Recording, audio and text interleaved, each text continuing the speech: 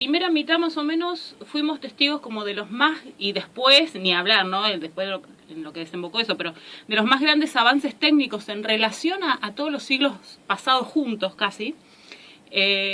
También fue el siglo de los grandes genocidios. Entonces, el europeo sobre todo se vio ante esa disyuntiva, ¿no? El golpe de la modernidad contra la matanza más bárbara. Y a través del arte esto se vio en todas las disciplinas, digamos, tanto en la música, en la pintura, en la literatura, un cambio de lenguaje. Cambia la realidad y a veces no cambia lo que tenemos que decir, sino cómo lo decimos también. Esto es una cosa que hemos hablado alguna vez, que a veces el impacto no está solamente en lo que se dice, que a veces es lo mismo, desde los griegos para acá, pero sin cómo se dice. A veces la forma es el contenido también, ¿no? Sí, sí, precisamente, o esa forma traduce o lee de otra manera ese contenido. Con respecto al teatro, se abrieron, el teatro venía siendo como más representacional, más de narrativa y de mímesis, como esta consigna desde su nacimiento de imitar la realidad. Y se empezó a abrir a otros tipos de teatros más conceptuales y a favorecer mucho la figura del director, ¿sí? Uno no va a ver hoy en día Romeo y Julieta, que te lo puedes comprar y lo puedes leer. Vas a ver la representación de fulano de tal de Romeo y Julieta, a ver qué hacen con ese material, cómo lo releen, cómo lo representan. Entonces la figura del director empieza a ser... más que lo que se ve o lo que se supone en el inconsciente colectivo, que es el que agarra una obra y dice lo que hay que hacer de la obra, sino que también pone una lectura, una representación y toda una creación personal ahí. El teatro del absurdo representó una corriente muy atada a la filosofía existencialista de mitad de siglo, todo lo que fue Sartre y toda esa cuestión, y también representó una de las dos visiones. Hay un crítico que dice que el teatro de esta época, si bien hay muchas corrientes, experimentaciones, nuevas cosas para ver, hay dos parámetros fundamentales. Podemos unirnos entre el grupo que pensaba que el mundo ya era un sinsentido, que el hombre no iba hacia ningún lado y que no había nada por hacer, una visión muy pesimista, donde podemos encontrar a Beckett, a Ionesco, a Pirandello, ¿sí? Que son algunos de los autores de los que vamos a hablar, y otra visión del teatro como transformador social. Desde mi postura personal, lo otro no deja de ser una transformación social, pero digo que veían al teatro como instrumento de esa transformación para poder, de alguna manera, también reconstruir la sociedad desde esos cimientos que aparentemente era lo único que habían quedado, más o menos en pie. El teatro del absurdo rompe con la premisa básica de el héroe. ¿Sí? En lo anterior habíamos visto que hay un héroe dramático que tiene un objetivo y un destino que cumplir en esa obra, especialmente si hablamos del teatro griego, ¿no? Claro, ese destino que está tan pautado, pero digamos el héroe sabe lo que quiere conseguir y va a por ello, dirían los españoles. En el teatro del absurdo no, estamos hablando de un antihéroe, alguien que está, digamos, supeditada a su vida y su muerte y su sinsentido o su sentido a fuerzas que no maneja del todo él, que no controla del todo él. Y esto tiene que ver con la incertidumbre que había sobre la decisión y sobre la libertad individual también, al haberse visto tan de manifiesto todos estos aparatos que controlaban la vida individual, digamos. Y digamos, cuando una persona sabe que en la ciudad de al lado cayó una bomba y se murieron 300... deja de pensar que tiene algún poder sobre su propia vida y se da cuenta que hay otras cosas, ¿no? Esa es el antihéroe. Entonces el personaje principal con el que uno se identifica más, menos, lo que sea, la fuente de identificación de la obra va a ser alguien que no va a ser el héroe que tiene claro su cometido, su camino y que después de ciertas peripecias va a obtener al final su redención, su triunfo, como se lo quiera llamar. Si no, va a ser alguien que está bastante desorientado. Voy a dejar el mate por un ratito y después... pensé que... después lo tomo. La incomunicación es otro de los grandes tópicos del teatro del absurdo y digamos, una fuerte crítica al lenguaje en su capacidad de decir algo realmente y de ser una fuente de comunicación genuina entre los hombres, porque, digamos, tantas palabras se habían impreso y eso... ante Hiroshima hay un silencio nada más que se puede decir, o ante que se abran los campos de concentración, ante ese tipo de cosas. Entonces hay una fuerte controversia en relación al lenguaje. Por eso vemos muchas veces que en estas obras un recurso sean los diálogos sin sentido, que no lleven a ningún lado. También es un teatro de poca acción, no suceden demasiadas cosas. Y sí se profundiza en el estado en el que están los personajes mientras está sucediendo a veces la nada misma. Además de eso hay un cierta utilización del humor particular en el absurdo, ¿no? En el caso de Beckett es un humor negro y sórdido que atempera un poco su gran pesimismo. Y de la obra de Beckett Beckett fue un irlandés que igual se desarrolló mucho en Francia, que empezó siendo, secretario de James Joyce, nada más ni nada menos. Entonces de ahí salió como Samuel, bastante afiladito. Y Esperando a Godot, que es una de sus obras que quizás la más mencionada con respecto al teatro del absurdo, la escribió en principio en francés y después él mismo hizo la traducción al inglés. También escribió en francés, no solamente en inglés, que era su lengua originaria, digamos. Esperando a Godot precisamente toma uno de los tópicos del teatro del absurdo, que es el de la espera. Una espera que a veces no va a llegar a ningún lado y una espera de la cual el público tampoco sabe qué es lo que se está esperando. En el caso de Esperando a Godot son dos personajes, aparentemente dos vagabundos que están al costado de una calle, como de un camino, que pertenece a la propiedad de un señor que va a venir durante los 2 actos que dura la obra, que es Pozo. Estragón y Vladimir, que están sentados diciendo, bueno, ¿qué vamos a hacer? No, tenemos que esperar a Godot. Y tienen un montón de diálogos sin sentido. Fue muy difícil elegir un fragmento que sea radiofónico, porque si no son muchos cortes de diálogos, a veces de palabras sueltas, de juegos del lenguaje, donde vemos más que nada que estos personajes no logran una comunicación completa, y lo que vemos más que nada en ellos es la inacción y la impotencia. Hay muchas interpretaciones de qué significa cada uno. Aparecen más que nada 5 personajes. Un joven, que aparentemente en los 2 actos de la obra es uno distinto, que les viene a decir a estos dos, Godot no va a venir hoy, pero por ahí venga mañana, y se va. Está muy bueno. Pozo, que es hace las veces de un opresor, de un autoritario, como de un jefe, que también es el que tiene más vuelo verbal, digamos, es el que da los discursos. De hecho, de él vamos a escuchar un fragmento. Y su esclavo, Lucky, que con mucha ironía tiene el nombre de suertudo, como que no tiene ninguna suerte de ser el esclavo de Pozo, pero bueno, es irónico, que vienen a hablar con estos dos vagabundos, que algunos los han interpretado incluso como refugiados de guerra. Algunos han interpretado como que Godot se parece mucho a la palabra God, de Dios, entonces si es esperando a Dios, y esto representa a la humanidad, esperando a un Dios que... Beckett dijo no, sí, y cito textualmente, si hubiera querido que esperaran a Dios, le hubiera puesto Dios y no Godot. Queridos. Bueno, en ese sentido, y hablar que Beckett era un hombre bastante... digamos, cuidadoso de su intimidad y que gustaba poco de los circuitos literarios y esas cuestiones, y por lo tanto, incluso después de ganar el Nobel en el 69, tuvo una vida bastante retirada de las grandes luces, si bien obviamente era muy famoso. Y en el 61 una anécdota argentina, porque siempre hay un argentino en todos lados, no nos olvidemos de eso. En el 61 compartió un premio con Borges, nada más ni nada menos.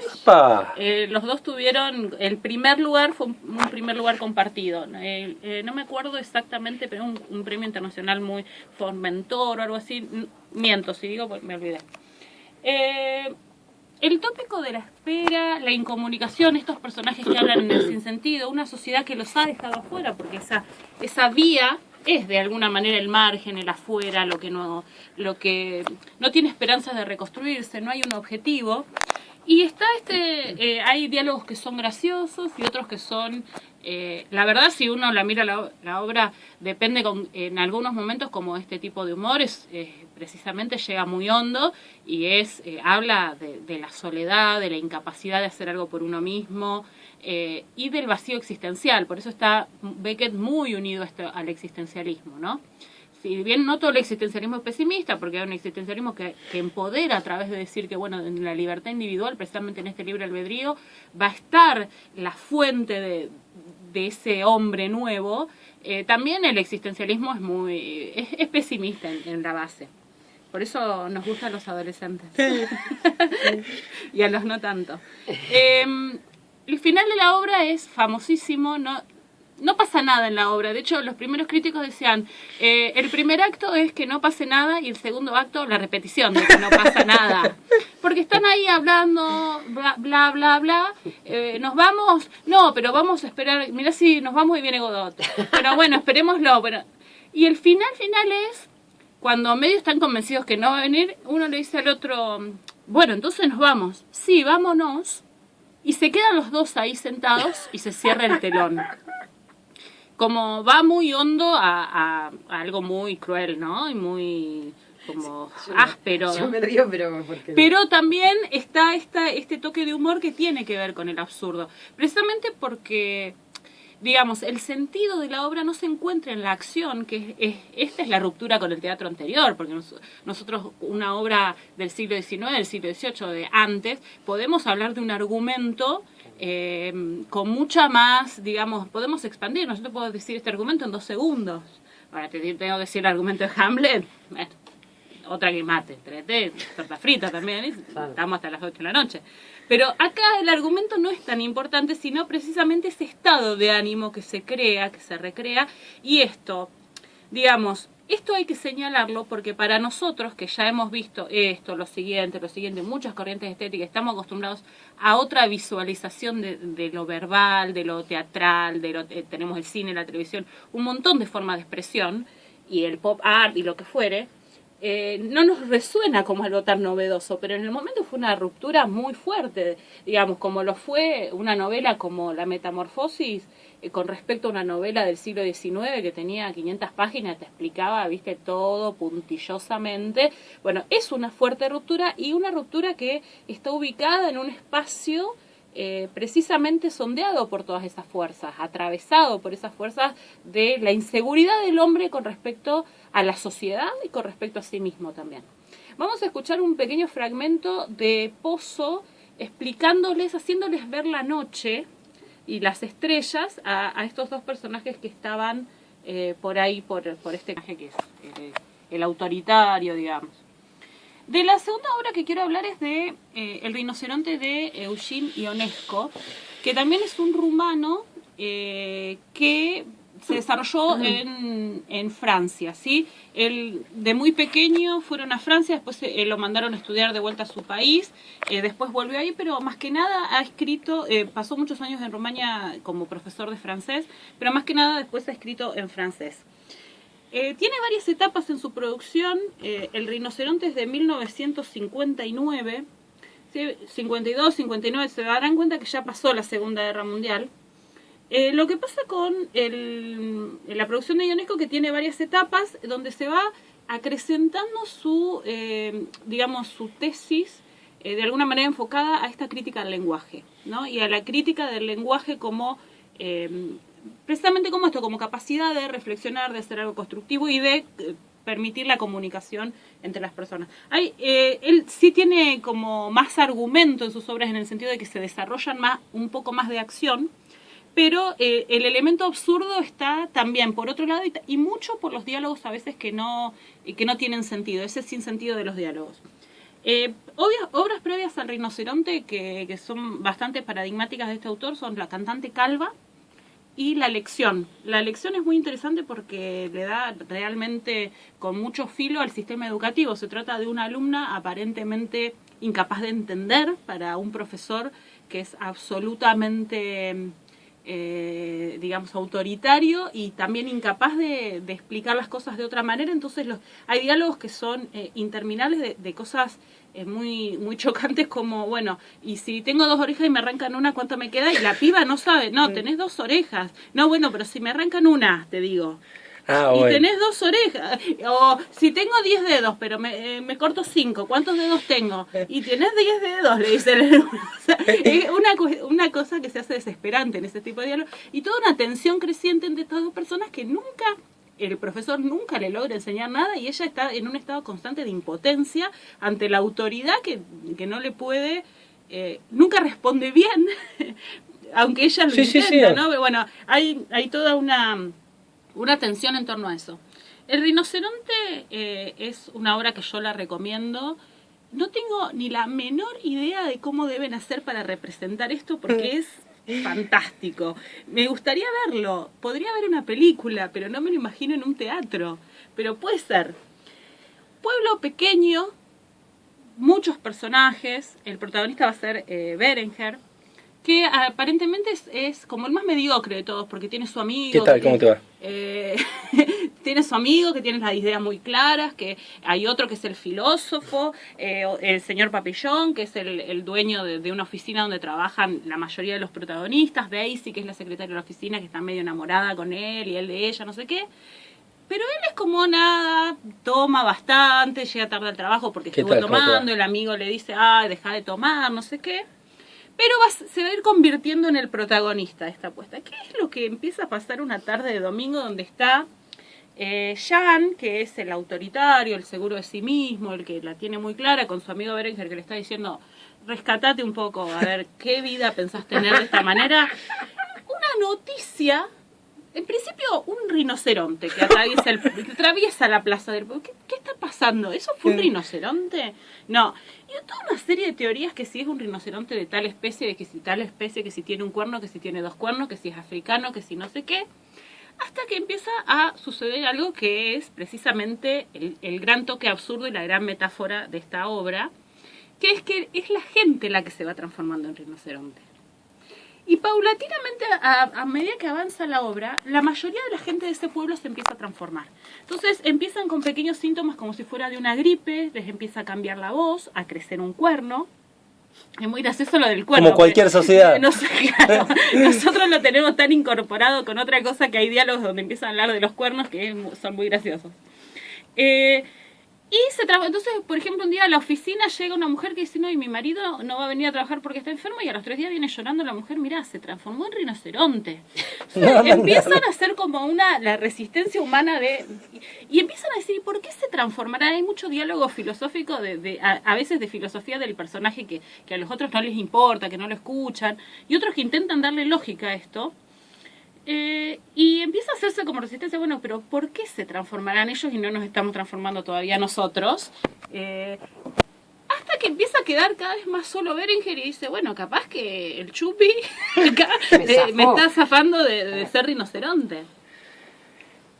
Bueno, cuestión es que como en todas estas cosas del absurdo, la tensión dramática de este elemento absurdo que no podemos entender cómo lo pueden explotar hasta tal punto, llega al límite total donde queda él y Daisy nada más, y toda la ciudad son rinocerontes. Obviamente esto estamos hablando de qué está por debajo de la historia, la masificación, ¿no? Claro. El pensamiento de masas, de todos iguales, igualado a una especie de animalidad.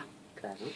Entonces se queda él que por fin está con Daisy, pero ella están solos en un departamento, son los 2 últimos humanos de ese pueblo, o sea, no habla del resto del mundo, pero no hace falta. Hablando de cuerno, le dice. Entonces él, bueno, Daisy, qué sé yo, y empiezan a tener una discusión, no sé qué, y ella empieza como a gustarles los rinocerontes. Dice, pero mirá qué majestuosos que son, mirá qué bellos que son, porque mirá qué caras pálidas que tenemos nosotros y qué horribles que somos, y esa piel que tenés que es débil, y mirá qué majestuosos que son los rinocerontes. Bueno, pará, Daisy, no sé qué, no sé cuánto, me voy, lo nuestro no puede ser, huye Daisy. Y él empieza a pensar. No, primero dice, yo resistiré como el último humano, porque no puede ser que todos se transformen en rinoceronte, y yo si tengo que ser el último hombre sobre la tierra, lo seré. Y después empieza a decir, pero no me habré equivocado, pero no será mejor ser rinoceronte, pero ¿por qué yo no puedo tener un cuerno también como ellos? Y después, no, pero resiste. Bueno, la cuestión es que Berenguer no se transforma, por lo menos hasta el final de la obra, pero sí ve a toda esa sociedad transformada. Lo que está debajo de todo esto precisamente es esta idea de la masificación de las ideas. Recuerden que es el surgimiento de la sociedad de masas propiamente. Creo que nunca el mundo experimentó lo que era una sociedad de masas tal y como fue en la Segunda Guerra Mundial, ¿sí? Y lo que vino después con la Guerra Fría, la otra vez hablábamos, la división del mundo en bloques, parecía toda una masificación tremenda, un intento de homogeneización perturbador realmente. Bueno, por algo lo leyeron de esta manera y lo pusieron en una cosa, diría casi al estilo kafkiano, ¿no? Al estilo de ese Gregor que se levanta convertido en cucaracha, pero ahora en mi alrededor todos se convirtieron en rinocerontes. ¿Y qué significa para ese hombre finalmente ser hombre, ¿no? Hay una frase que estaba en el diario de Ionesco cuando lo llamaron en el 39 para la guerra. Tanto Beckett como Ionesco participaron de las guerras. No como soldados en el frente precisamente, pero sí otras tareas. Beckett trabajó mucho en lo que fue la resistencia francesa, por ejemplo. Estuvo en el campo retirado mucho tiempo y esta cuestión de colaborar con los propios, el boicot hacia los ajenos, el tráfico de armas, distintas tareas de lo que se llamó y se reconoció después como la resistencia francesa. Ionesco, cuando se entera que estalla la guerra y va a ir, no me acuerdo exactamente qué puesto, pero bueno, estaba todo el mundo convocado, todos los hombres por supuesto, y escribe en el diario: tengo miedo de que sea el fin de todo, en su diario íntimo. Entonces, imaginémonos esa sensación en la gente, y más en un artista, en alguien que después lo va a querer plasmar, cómo esa sensación después llega a una obra que puede precisamente, como un termómetro así muy, muy perfecto, transmitirnos una lectura de ese momento y transportarnos ahí, y también traspolarnos en nuestra propia realidad, cosas que nos puedan resultar igualmente perturbadoras, pero ya en un contexto totalmente distinto, ¿no? Lo que vamos a escuchar es parte, porque era muy largo, del monólogo final de Berenguer, donde él precisamente tiene estas contradicciones en me transformo, no me transformo, ¿qué hacemos con esto? Ahí lo escuchamos.